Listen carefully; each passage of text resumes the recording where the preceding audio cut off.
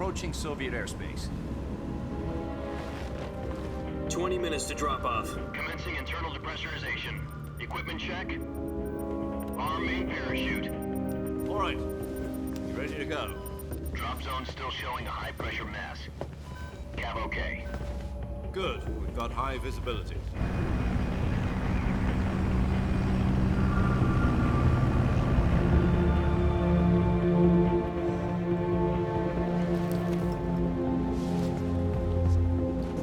Put out that cigar. Connecting oxygen hose to interior connector.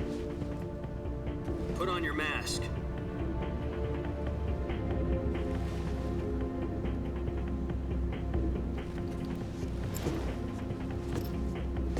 Does this panty waste know what he's doing? Approaching release point. 10 minutes to drop off. Hey, are you deaf? He said put out the cigar and put on your mask.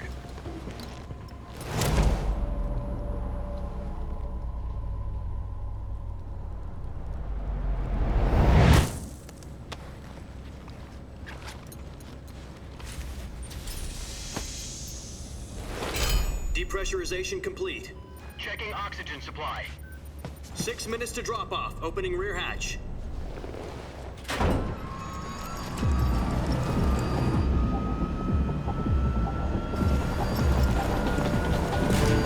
Sunrise.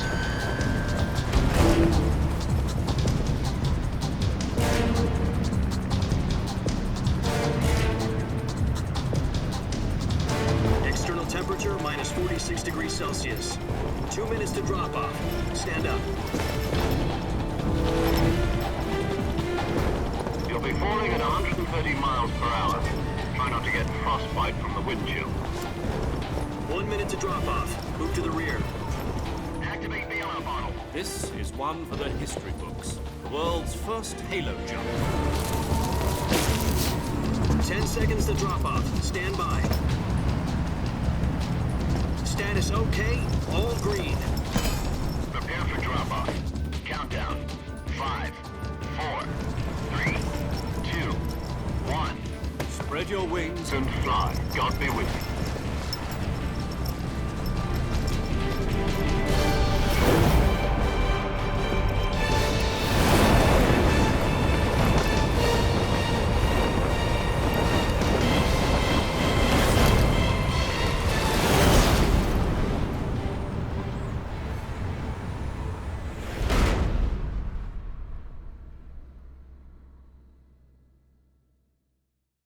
Jack, I've got some important news.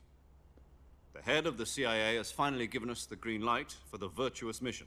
Virtual Mission? No, the Virtuous Mission. The future of our Fox unit depends on it. If it succeeds, we'll be officially organized into a unit. Virtuous Mission? Sounds like some kind of initiation ritual. You know, don't get cocky. This isn't a training op. Right. So what exactly is this wonderful mission? Well, about 2 years ago, a certain Soviet scientist requested asylum in the West through one of our moles. His name is Nikolai Stepanovich Sokolov.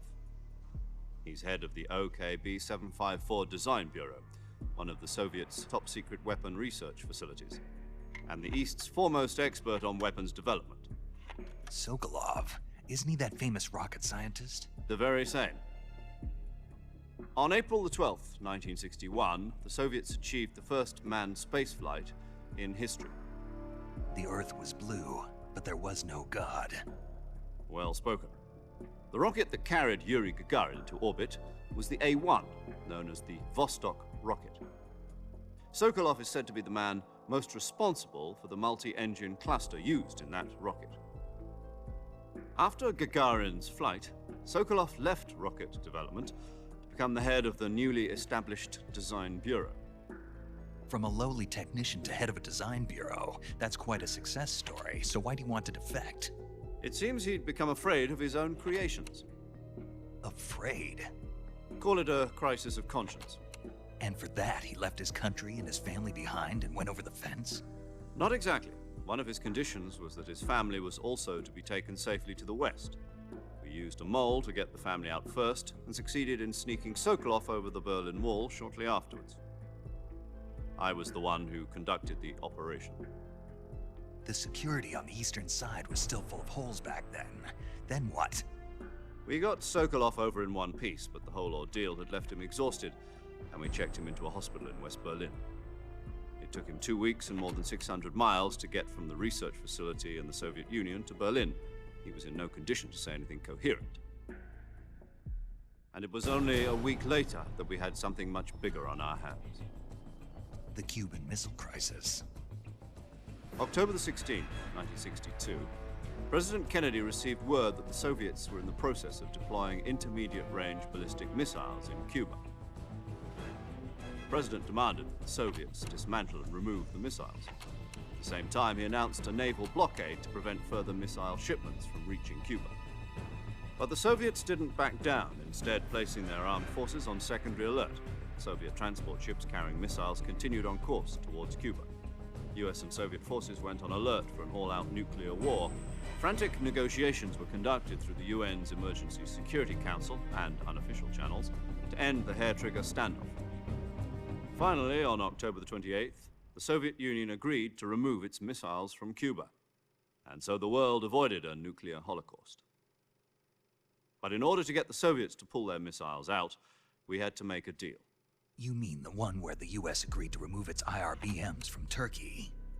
No. The Jupiter IRBMs deployed in Turkey were obsolete, and we were going to get rid of them anyway. They had no strategic value whatsoever to either the US or the Russians. The Turkey deal was a ruse, a cover story that was fed to the other intelligence agencies around the world. So what did the Russians really want? Sokolov. They wanted us to return Sokolov. You mean the Soviets pulled out of Cuba just to get their hands on Sokolov? That's right. What the hell was he working on? At the time, we had no idea. We were running out of time. It was either give up Sokolov or risk full-scale nuclear war. In the end, we had no choice. President Kennedy gave in to Khrushchev's demand. The next day, I got Sokolov out of the hospital, handing him over to agents on the eastern side. Sokolov kept on screaming, "Save me," until he disappeared from my sight. Then, a month ago, we received some new information from one of our moles. About Sokolov? Yes. He was taken back to the research facility and forced to continue working on the weapon in question under KGB supervision. What's more, it's on the verge of completion. So what kind of weapon is it? Something to do with space rockets? No, missiles. Same technology. I guess you're right. We don't know the details, but it appears to be a new kind of nuclear device. For half a year now, the Soviets have been conducting frequent nuclear tests at Semipalatinsk. Something to do with the weapon, I assume. We're talking about a secret weapon so big that Khrushchev was ready to pull out of Cuba to get it back. Is Sokolov still in the facility? No. According to our intelligence, he's in Selino-Yarsk, a place in the mountains about 3 miles to the west that's known as the Virgin Cliffs. The Virgin Cliffs. Nice name for a virtuous mission. They moved him there just recently. Why? Apparently, they're conducting a field test of the weapon, but it's our best chance to get him back. This mission would never have been possible if he was still in the research facility. This is our last chance. Sokolov must have known that too when he contacted us.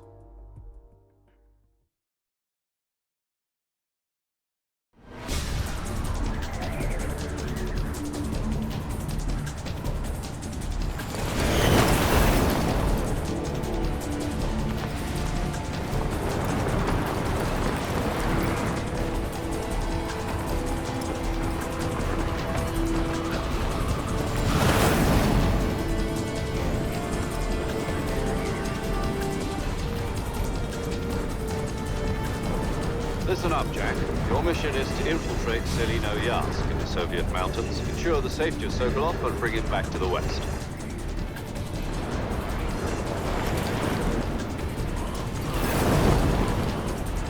If we don't get Sokolov back before that weapon is complete, we'll be facing a major crisis. The clock is ticking.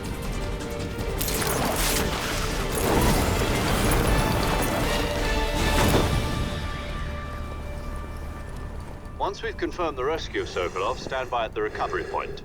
A recovery balloon will be dropped at that point. Helium will be pumped into the balloon to inflate it. The process takes about 20 minutes. Once it's complete, the gunship's arm will latch onto the balloon and pull it up. The Fulton surface-to-air recovery system. I'm familiar with the theory. Take it easy. It's been combat proven. Do you think Sokolov is up to it? The shock will be less than during a parachute jump, and the arm can handle up to 500 pounds. So you're planning on going over the border in a single combat Talon? She's equipped with two 6-barrel 20mm Vulcan cannons, as well as two 40mm machine guns. Sounds like she could hold her own against a battalion of tanks. Even with the fuel in the reserve tank, we're facing a 4-hour time limit. If all goes well, it shouldn't take more than a few hours. Home in time for dinner. But if anything goes wrong, you'll be eating dinner, breakfast, and all the rest of your meals in the jungle.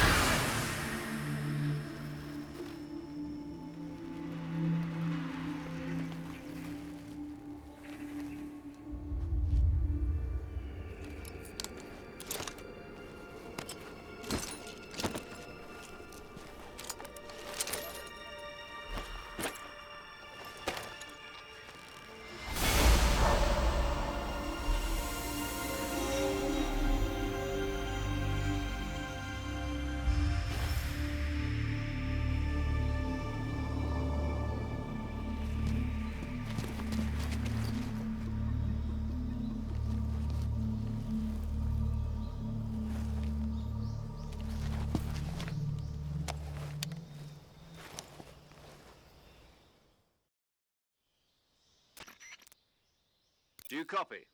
You're already in enemy territory, and somebody might be listening in. From here on out, we'll be using code names to refer to each other. Your code name for this mission will be Naked Snake. I'll be referring to you as Snake from now on. You're not to mention your real name. Snake? Oh, you don't like snakes? What do you mean? Well, you've eaten one before, haven't you? In survival training. I'm glad to hear that. I don't know if I'd ever order one in a restaurant, but... Be careful, you might not have a choice. What about you, Major? What should I call you? Let's see. I'll be Tom. Call me Major Tom. This will be a sneaking mission. You must not be seen by the enemy. You must leave no trace of your presence. Is that clear? This kind of infiltration is the Fox unit's speciality. In other words, weapons and equipment are procured on site. That goes for food as well. You're completely naked, just as your name implies. Great. Now I see why you asked me if I like snakes. I suppose calling me Snake was your idea of a joke, too. No. There's a good reason for that. I'll tell you later when the time is right. Gotcha. Getting back to the subject, how exactly am I supposed to feed myself? You've been issued a knife and a tranquilizer gun. Use them to hunt for food. You'll also find some medical supplies in your backpack. Yeah, about the backpack. I lost it in a tree on the way down. I see. Well, you'd better go back and get it then. You know where it is? No problem. I can see it from here. It's stuck on a branch. To climb a tree, stand in front of a tree that's covered in ivy and press the action button. I'll be monitoring your progress over the radio. We can't risk violating Soviet airspace, but I'll be in the gunship. My frequency is 140.85. I'll give you a call if I need to talk to you.